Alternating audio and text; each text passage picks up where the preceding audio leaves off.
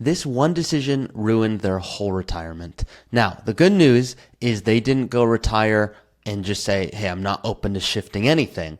But this did ruin their retirement because they had big plans to spend and enjoy life. And what happened is they relied on inheritance.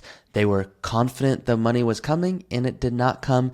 And it wasn't like they weren't going to be able to eat anymore. They were going to eat, but they weren't going to spend what they really wanted to in retirement. So I'm going to show you how to factor in inheritance, but not rely on it, and then add in other stuff, such as what if you downsize? What if you want to do a home remodel? What if you want to travel more than you think in retirement?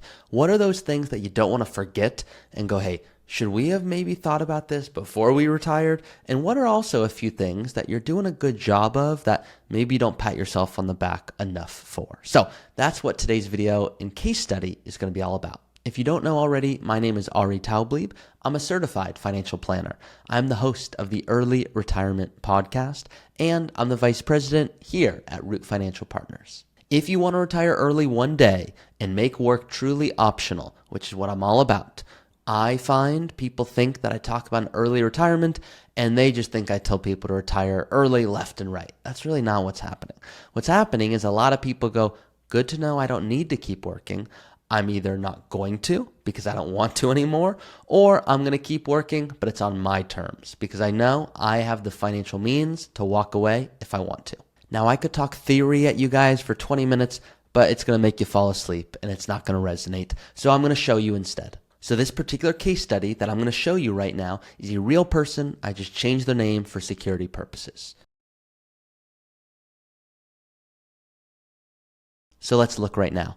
So here they are. They've got $1.6 million and they're 53 years old. If you guys want, quick important announcement, I'm going to be showing you, you can see he has 1.6 million in his 401k. He has a home that he owns outright. He talked to me loosely about what he wants to spend in retirement, about $8,000 a month, so nearly $100,000 a year. We went through some health care, some long-term care, when he wants to retire. If you guys want to play around with the same software that I'm going to show you today to run these trade-offs, you of course can do that inside of my academy. But no, I'm transparent. No one-on-one guidance. You don't talk to me. This is just you play with the software, you run your own projections, you see what you're on track for. Some people tell me it's helpful to watch this video at the same time so that when I may play around with a toggle, you can play around with that same toggle. So in this case, here's what went wrong. What happened is this person's 54 and he wants to retire at 60. Now, luckily, he's like, look, I didn't screw up because I didn't go retire yet, but this was really going to screw up my whole plan. And so now he's thinking differently because this was his plan. His plan was to retire at 60. He's 54 today. He wanted to spend $10,000 a month. I said, how much do you want to spend? He told me $8,000 a month. I said, really? Because you tell me you want to travel and do this and do this and do this. And he goes, you're right, probably closer to 10. I said, great, let's factor on 10. How much inheritance is coming? He told me $700,000. I said, when is that coming? He said, oh, next year. Definitely next year that's coming. Now, I'm just showing you, the real number here is zero. Zero inheritance is coming with this person because of our conversation. He told me nothing is coming, but this was his plan. Now we're putting a big zero here. But just so you guys can see what I'm talking about here, what happened is here's someone with $1.5 million about to retire, at 60, so not about to, but in 6 years, and you can see 700,000 was planning on coming in. So he's got 1.6, his money was going to grow, then he was going to get a big inheritance, and now he'd be looking at about 2.7 when he retires.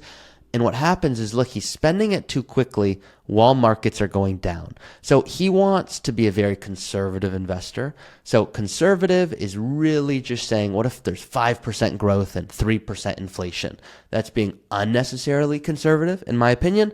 But I'm also a conservative guy, so I get it. He doesn't want to run out of money, and you don't want to have to go back to work. So what he's seeing is with his inheritance, he could make it happen if he retired at 57, not 60. So if he retired earlier, this is where he'd be at. There'd be about $300,000 at the end, and he'd be okay, but it's not rosy. So he has a few options here. He can go, you know what? Work until 60, it's cool with me. I just want to plan on more growth. Well, that's an easy fix. Look at this. And I'm leaving inheritance on. Watch this. What if the inheritance does come? He's totally wrong, which he's not going to, it's not coming. But you can see that would make a big impact. I mean, $3 million at the end. So why am I showing it to you guys like this? If you think inheritance is likely to come, don't ignore it. Maybe just put a smaller number, or maybe change the year. Maybe it doesn't come in 2025. If you think it might come in a year, maybe put it in 2035, so that if it does come, it's just more bonus. You don't want to rely on it in the plan.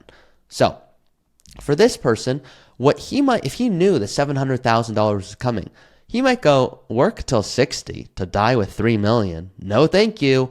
I'm retiring at 58. He might decide to do that. And he'd see, wow, there's still $1.5 million at the end. What if I retired at 56 in a year and a half from now? Well, that's pretty cool. Well, that's cutting it just a little too close. So he would learn he could probably retire at 57 and would probably be cutting it close, but he might want to pass away with about $500,000. Others of you are like, wait a second. I thought you said that the inheritance is not coming, and it's not. So if we were to put this to 0, watch what happens now. Now, if he wanted to retire and spend $10,000 a month and retire at 57 with a moderate allocation, he'd run out of money at 71. So he has a few options. He could keep working if he really wants to spend $10,000 a month. He could work till he's 65, not 665, 65. If he were to do that, let's see the impact. Well, that's significant. So he had to work 5 more years, and that pretty much fixed it. Now all of a sudden he's on track for $1.5 million. That's pretty cool. At the same time, he might not want to work till 65. So instead what he could do is go, I'm going to work till 60, but before it was telling me I was going to run out of money, and I don't want to run out of money at 83. So I'm willing to spend $8,000 a month instead of $10,000 a month. And he would see, well, he's okay. There's still $800,000 at the end. It's about asking yourself, and this is what I'm trying to get you guys to think about right now.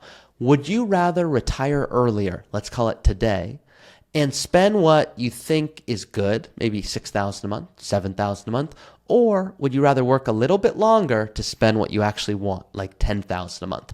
Some of you are like, $10,000 a month? What would I do with $10,000 a month? I'd rather stop working. Awesome.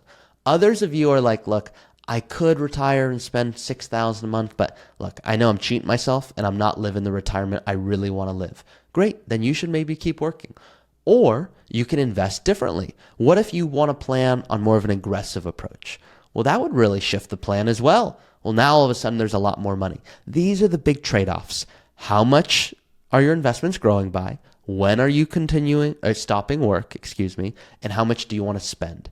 Inheritance, if it comes and it's $200,000, great. You can factor it in at that point, but I don't want you to rely on it because too many people make the mistake of, oh, it's coming.